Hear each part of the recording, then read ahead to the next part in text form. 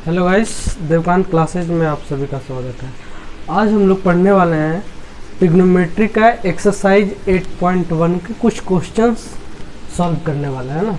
इसके पहले मैंने 2 या 3 लेक्चर डाल चुका हूँ, है ना, जो कि एग्जांपल्स थे, थ्योरी थे, और आज मैं एक्सरसाइज का क्वेश्चन कर रहा हूँ। इसके बाद भी और भी एक्सरसाइज, इसी एक्सरसाइज का और भी क्वेश्चंस बताऊँगा, बट आज 3-4 क्वेश्चन करने वाले हैं। तो सबसे पहले ये एक्सरसाइज 8.1 एनसीईआरटी क्लास 10th है ना। क्वेश्चन नंबर 2 आप देखोगे कि एक फिगर दिया हुआ है ना, ये वाली ट्रायंगल का एक फिगर दिया हुआ है और हमें फाइंड करना है tan p minus cot r, है ना। तो आपको क्या करना है, सबसे पहले आप क्या करो, सॉल्यूशन लिख रहा हूँ, क्वेश्चन अब ध्यान से समझना, ठीक है। एक ट्रायंगल दिया हुआ है ना, जिसमें कि ट्रायंगल का नेमिंग अलग अलग वर्टिसेस का क्या है दिया है। ये पॉइंट P है, 90 डिग्री वाला Q है और ये R है, ठीक है। इसमें PQ जो है क्वेश्चन में 12 सेंटीमीटर दे रखा है, देखो दे रखा है ना, और PR जो है 13 सेंटीमीटर दे रखा है। आपसे पूछा है इस क्वेश्चन में फाइंड कीजिए कि tan P minus cot R क्या होगा, है ना। मतलब ये वाली एंगल और कौन सा है, cot r है, मतलब ए वाली एंगल। चलो इस एंगल को मैं P से डिनोट कर रहा हूँ और इसको R से डिनोट कर रहा हूँ, ठीक है। तो सबसे पहले आप tan P minus cot r आपको निकालना है। क्या निकालना है, tan P minus cot r। मैं आपको फर्स्ट लेक्चर में बता चुका हूँ कि किसी ट्रायंगल में, राइट एंगल ट्रायंगल में 6 ट्रिग्नोमेट्रिक रेशियो का सारा का फार्मूला बता चुका हूँ। फिलहाल tan P का निकालना है। तो tan P के लिए हमें क्या चाहिए, P/B, है ना। तो P कौन सा साइड्स होगा, एंगल P के लिए P जो है QR वाली साइड होगी, QR/P/B, और B जो होता है कौन सा होता है, एडजेसेंट साइड। तो एडजेसेंट साइड इसमें कौन सा है, PQ, ठीक है। Minus cot r, cot theta बराबर क्या होता है, B/P, है ना। तो एंगल R के लिए जो B होगा वो कौन सा होगा, QR होगा, है कि नहीं। इसके बाद B/P, और P जो है सामने वाला एंगल्स होता है। अब आप खुद सोचो, ये वैल्यू तो मैं फाइंड आउट कर लूँगा यदि हमें QR और PQ का वैल्यू मालूम रहे, पर क्वेश्चन आपका गुलाम नहीं है कि आपको सारी चीज़ें देगी। हाँ, कुछ कंडीशंस देंगे तो आप अननोन्स का वैल्यू निकाल सकते हो। तो यहाँ पे अपने को PQ मालूम है, QR मालूम है, तो QR मालूम कर सकते हैं कि नहीं कर सकते हैं, बिल्कुल कर सकते हैं। तो कैसे करेंगे, तो पाइथागोरस थ्योरम अप्लाई करके कर सकता हूँ, ठीक है। तो यहाँ पे लिखो इन ट्रायंगल PQR, है ना, फ्रॉम पाइथागोरस थ्योरम।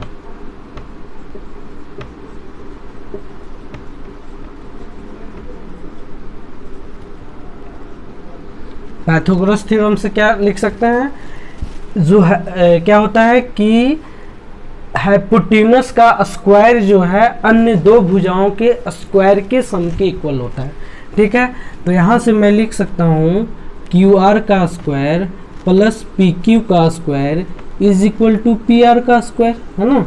और इसमें से देखो अपने को PQ मालूम है, इसका मतलब ये मालूम है, अपने को PR मालूम है, तो यहाँ से QR पता लग जाएगा, बिल्कुल पता लग जाएगा कि P square is equal to क्या लिख सकते हैं, PR का स्क्वायर माइनस PQ का स्क्वायर, है कि नहीं। अब PR बोले तो 12 का स्क्वायर माइनस कितना है, PR बोले तो 13 का स्क्वायर, 13 का square minus PQ that is 12 का स्क्वायर। तो ये कितना हो जाएगा, 169, 13 का स्क्वायर 169 और इसका कितना आ जाएगा, 12 का स्क्वायर 144, सॉल्व होके क्या आ जाएगा, 25 आ जाएगा। इसका मतलब कि P इज इक्वल टू क्या हो जाएगा, √25, जो कि किसके इक्वल हो जाएगा, 5 के इक्वल हो जाएगा। अब देखो, अब हमें ट्रायंगल का तीनों साइड्स क्या हो गया, पता लग गया। हमें तलाश किसका था, क्यू आर का, जो कि मैंने निकाल चुका हूँ। तो अब इसमें वैल्यू पुट कर दो। क्यू आर का वैल्यू 5 आया है, पी क्यू ऑलरेडी 12 है, minus Q R by P Q. ठीक है, तो ये क्या हो जाएगा 5 माइनस 12, जो कि किसके इक्वल हो जाएगा, 0 के इक्वल हो जाएगा, है ना। और यदि ऑब्जेक्टिव क्वेश्चन रहता तो इसे सॉल्व करने की भी ज़रूरत नहीं थी। क्यों? क्योंकि हम जो ट्रिग्नोमेट्रिक रेशियो का ट्रायंगल के अनुसार जो फार्मूला लिखा हूँ वो दोनों क्या है, सेम है। इसका मतलब जब दो सेम चीज़ को आपस में जोड़ोगे और एक का साइन दूसरे का अपोजिट रहेगा, मतलब एक प्लस में है और एक माइनस में है, तो वो ऑलरेडी क्या आ जाएगा, 0 आ जाएगा। चलिए, तो इसी तरह क्वेश्चन नंबर 2 मैंने सॉल्व कर लिया। ठीक है, बस इसमें कुछ नहीं करना था, पाइथागोरस थ्योरम यूज कर क्या करना था, ट्रायंगल का एक साइड्स पता कर लेना था और इसके बाद ट्रिग्नोमेट्रिक रेशियो का फार्मूला यूज़ करके अपना इसका वैल्यू निकल जाना था। तो क्वेश्चन 2 हम लोगों ने सॉल्व कर लिया है। अब चलिए क्वेश्चन नंबर 3 क्या कह रहा है, कह रहा है इसका सॉल्यूशन करेंगे। पहले गिवन क्या दिया हुआ वो देख लेते हैं। गिवन कह रहा है 15 cot A is equal to 8 है। ठीक है, तो अपने को बताना है sin A और sec A का वैल्यू बताना है। तो सबसे पहले यहाँ तुम क्या लिख सकते हो, cot A is equal to 8/15 लिख सकते हो। लिख सकते हो कि नहीं लिख सकते हो, बिल्कुल लिख सकते हो। और cot थीटा बराबर मैं फार्मूला बताया हूँ कि वो किसके इक्वल होता है, B/P के इक्वल होता है। मतलब एक राइट एंगल ट्रायंगल है जिसमें कि एंगल A के लिए, चलो बना देता हूँ। ठीक है, लीजिए ट्रायंगल बना दिया, है ना। मान लो मैं ये एंगल A ले लिया, ये B हो गया, ये C हो गया। ठीक है, अब इस एंगल A के लिए जो B होगा कौन सी साइड्स होगी, AB साइड होगा, जो AB कितना है 8 के इक्वल है। ठीक है, और P जो है कौन सा होगा, BC वाली साइड होगी। तो BC वाली साइड्स का वैल्यू कितना आ रहा है, 15 आ रहा है। इसका मतलब AC वाली साइड्स अपने हम लोग निकाल सकते हैं। कैसे निकाल सकते हैं, पाइथागोरस थ्योरम से डायरेक्ट लिख सकता हूँ। AC का स्क्वायर जो होगा वो BC का स्क्वायर प्लस किसके इक्वल होगा, AB के स्क्वायर के इक्वल होगा। होगा कि नहीं होगा। अब देखो AC square is equal to, अब वैल्यू पुट कर दो। BC का वैल्यू क्या आया, 15 आया, दैट इज 15 का स्क्वायर प्लस AB का स्क्वायर दैट इज 8 का स्क्वायर, है ना। तो ये कितना हो जाएगा, 225 प्लस 64 दैट इज 289, और 289 जो है मतलब AC square is equal to कितना आ गया, 289। यहाँ से AC इज इक्वल टू क्या आ जाएगा, 17, है कि नहीं। ठीक है, अब इसका मतलब अब इसका वैल्यू निकाल सकते हैं। क्यों, तो हमें sin A का वैल्यू बताना है ना, बताना है ना। तो sin A बराबर, इस एंगल के लिए sin A बराबर क्या होगा, P/H दैट इज BC/AC। ठीक है, तो अपने को तो क्वेश्चन में BC दे रखा था, AC मालूम नहीं था, तो दिए गए कंडीशन से मैं क्या कर सकता हूँ, AC निकाल सकता हूँ, और इसीलिए निकाला हूँ। अदरवाइज आप इसका आंसर नहीं दे पाओगे। तो BC का वैल्यू क्या है, 15 है, और AC का वैल्यू क्या है, 17 है। तो sin A का वैल्यू क्या हो जाएगा, 15/17। अब अपने को sec A का वैल्यू बताना है ना, तो sec A का फार्मूला पता होना चाहिए। और sec A किसका उल्टा होता है, cos A का उल्टा होता है, और cos A बराबर क्या होता है, B/H, ऑलरेडी बता चुका हूँ, है ना। तो इस दिए गए ट्रायंगल में अपना एंगल A के लिए B कौन सा होगा, एडजेसेंट साइड बोला जाए तो दैट इज AB/H क्या होगा, हाइपोटेनस दैट इज AC, जो कि क्या हो जाएगा, AB का वैल्यू कितना है, 8 है, और AC का वैल्यू कितना है, 17 है ना। तो इसी तरह से सबसे पहले क्या है, ये जो कंडीशंस दिया है उस कंडीशंस के अकॉर्डिंग सबसे पहले एक राइट एंगल ट्रायंगल बना दो। अब किसी को कंफ्यूजन होगा, भाई राइट एंगल किसको दूं, तो ट्रिग्नोमेट्रिक रेशियो में जो भी 6 ट्रिग्नोमेट्रिक रेशियो है उसमें अगर जो भी एंगल दिया रहे वो तो कंफर्म है कि वो 90 डिग्री नहीं होगा। अब टोटल 3 एंगल होते हैं, उसमें से एक हमें पता लग गया कि 90 डिग्री नहीं होगा, तो अन्य 2 एंगल में से किसी एक को 90 दे दो और दूसरा अपना वो हो जाएगा।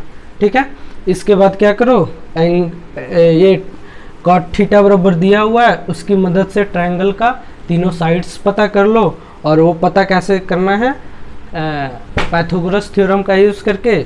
इसके बाद जो रेशियो है वो निकाल दो, कोई भी क्वेश्चन दिया जाए, है ना।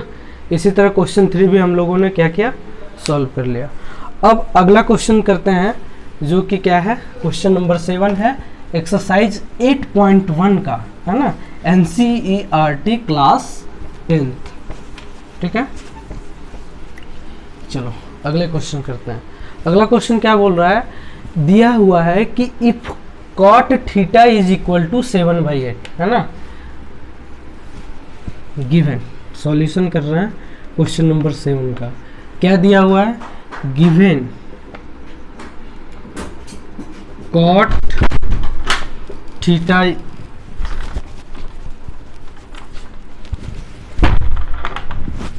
Cot theta is equal to क्या दिया हुआ है, 7/8, है ना। तो अपने को निकालना है, एवेल्युएट करना है, क्या, इसका वैल्यू निकालना है 1 plus sine theta into 1 minus sine theta by 1 plus cos theta into 1 minus cos theta, है ना। इसका वैल्यू निकालना फर्स्ट वन में, और दूसरा हमें कॉट स्क्वायर थीटा निकालना। तो ये वाली वैल्यू तो आराम से निकल जाएगा। दूसरा वाला क्या है, कॉट स्क्वायर थीटा, और कॉट स्क्वायर थीटा को मैं ऐसे लिख सकता हूँ, कॉट थीटा का होल स्क्वायर, और कॉट थीटा का वैल्यू क्वेश्चन खुद दे रखा है, दैट इज 7/8, है ना। तो 7/8 का होल स्क्वायर क्या हो जाएगा, 49/64, है ना। तो दूसरा वाला तो क्या किए हम लोग फाइंड आउट कर लिए। अब इसका फाइंड आउट करना है, ठीक है। तो सबसे पहले इसे निकालने से पहले मैं इसे सॉल्व करता हूँ। देखो साइन का टर्म आ रहा है, किसका टर्म आ रहा है, साइन का टर्म, बट आपको क्वेश्चन क्या दे रखा है, कॉट थीटा। तो साइन और कॉस का वैल्यू आप तभी निकाल सकते हो जब आपको पी भी पता होना चाहिए, मतलब परपेंडिकुलर, बेस भी पता होना चाहिए, मतलब राइट एंगल ट्रायंगल का तीनों साइड्स आपको क्या होना चाहिए, पता होना चाहिए। तो यहाँ पे तो 2 साइड्स अपने को पता है, कॉट थीटा बराबर क्या होता है, b/p, है ना। मतलब किसी ट्रायंगल का बेस भी मालूम है, परपेंडिकुलर भी मालूम है। तो सबसे पहले हाइपोटेन्यूज पता कर लो, है ना। तो हाइपोटेन्यूज पता करने के लिए आपको पता है कि राइट एंगल ट्रायंगल में h स्क्वायर जो होता है वो किसके इक्वल होता है, p square plus b square के इक्वल होता है कि नहीं होता है। तो अपने को h square is equal to p का स्क्वायर दैट इज 8 का स्क्वायर प्लस b का स्क्वायर दैट इज 7 का स्क्वायर। 8 का स्क्वायर क्या होता है 64, 7 का स्क्वायर क्या होता है 49, है ना। तो अब ये दोनों को जोड़ दो, कितना हो जाएगा, 9 4 13 और 6 4 10, है ना, 6 4 10, 10 1 11, ठीक है। 64 प्लस 49, 9 प्लस 4 13, 1 रह गया, 6 प्लस 4 10 1 11, ठीक है। तो यहाँ से h इज इक्वल टू क्या आ गया, under root of 113, under root of 113, है ना। तो अब हमें इसका वैल्यू निकालना है ना। तो आप फार्मूला पढ़े होंगे एक a plus B into A minus B, क्या होता है A square minus B square. तो यहाँ मैं इसे लिख सकता हूँ 1 माइनस साइन स्क्वायर थीटा, और ये लिख सकता हूँ 1 माइनस कॉस स्क्वायर थीटा, ठीक है। अब मैं आपको बाद में बताऊंगा नेक्स्ट वीडियोस में, जो भी है सिलेबस के according, 1 minus sine square theta जो है कॉस स्क्वायर थीटा के इक्वल होता है। खैर अभी हटा दो, अब डायरेक्ट सॉल्व कर लो। 1 minus sine square theta, sine square theta बोला जाए तो साइन थीटा का whole square by 1 minus cos theta का होल स्क्वायर।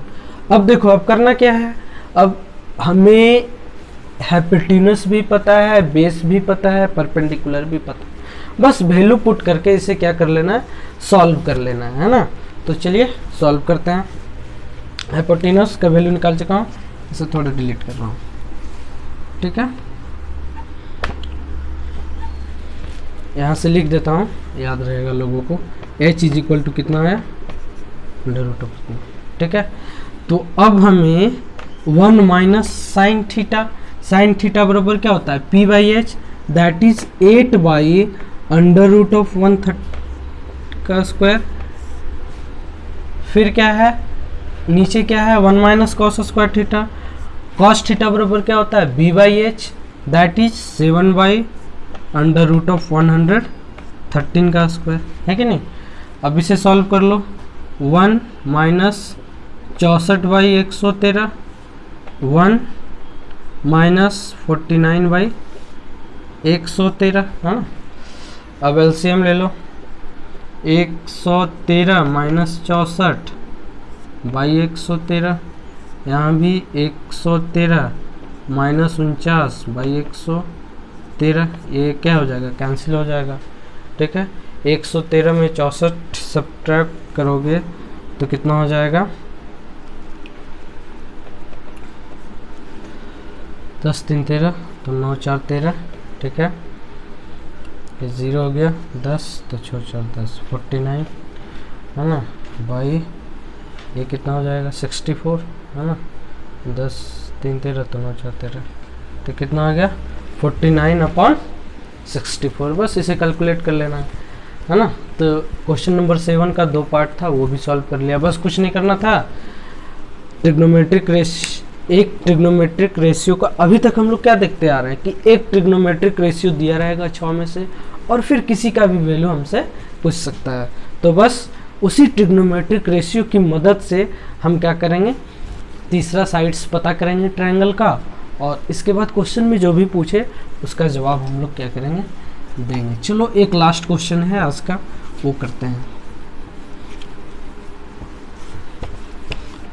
इसके बाद एक वीडियो और बनाऊंगा जिसमें कि एक्सरसाइज 8.1 को क्लोजअप करूंगा, और फिर नेक्स्ट टॉपिक पढ़ेंगे, है ना। सारा क्वेश्चन सॉल्व नहीं करूंगा, पर जो हमें लगे वो सॉल्व कर दिया करूंगा, ठीक है। अब देखो दिया हुआ है 3 cot A is equal to 4, हमें चेक करना है वेदर ये दोनों आपस में इक्वल है कि नहीं, बस वेरीफाई करना है। तो सबसे पहले आप देखो क्या दिया हुआ है, 3 cot A is equal to 4 दिया हुआ है, तो आप cot A is equal to 4/3 लिख सकते हो। लिख सकते हो कि नहीं लिख सकते हो, बिल्कुल लिख सकते हो। अब जो हमें वेरीफाई करना है उसमें tan आ रहा है, cos आ रहा है, sin आ रहा है।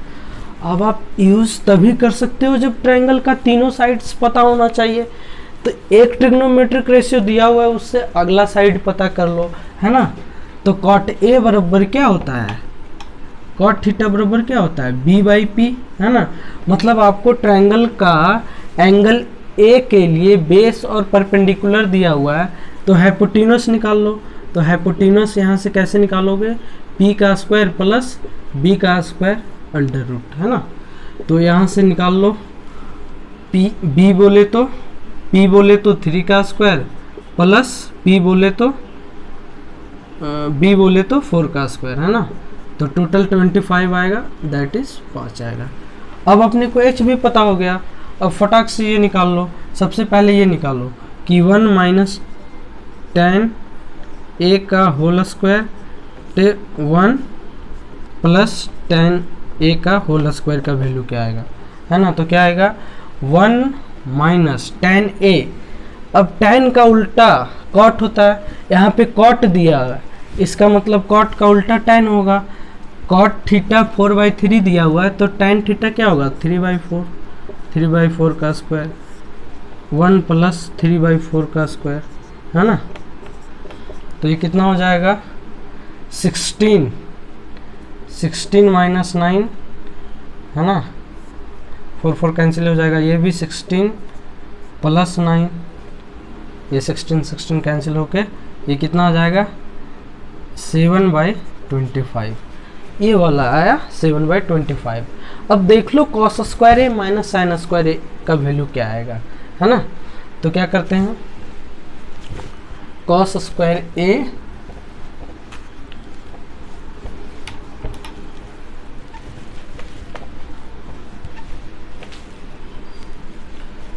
cos स्क्वायर A को ऐसे लिख सकते हैं, cos A का whole square minus sin A का होल स्क्वायर, ठीक है। कॉस ए बराबर क्या होगा, बी बाई एच, है ना, बी बाई एच का whole square minus sine A P by H का होल स्क्वायर। अब इसे सॉल्व करोगे that is B square minus P square by H square, ठीक है।